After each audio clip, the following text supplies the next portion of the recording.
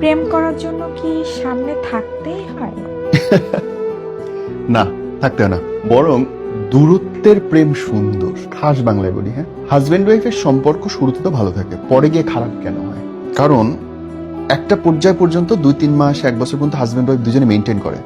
যখন একজন আরেকজনের সামনে আসতেছে, অফিস থেকে ফিরতেছে, খুব সুটেড বুটেড থাকে, গায়ে গন্ধ লাগতে দিবে না, একটু পারফিউম মারবে, চুলটা সুন্দর করে আঁচড়াবে, একটা টিপ মারবে, একটা পর্যায়ে ছেড়ে দেয়। কেন ছাড়ে?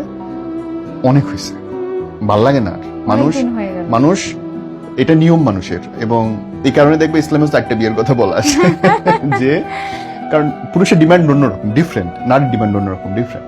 দূরত্বে হয় কি, শরীরের ঘাম পাওয়া যায় না। তুমি যদি থাকো যশোর, আমি আছি ঢাকায়, আমি কিন্তু বুঝতে পারবো না তোমার শরীর দিয়ে ঘাম পড়তেছে, সেটার গন্ধ।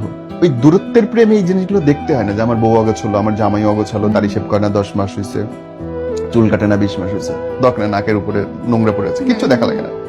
দূরত্বের প্রেম কল্পনা নির্ভর, আর কাছে থাকার প্রেম বাস্তবতা নির্ভর। বাস্তবতা কঠিন, পাথরের মতো, আর কল্পনা মেঘের মতো, তুলির মতো, ছবি আঁকানো যায় যেমন ইচ্ছে।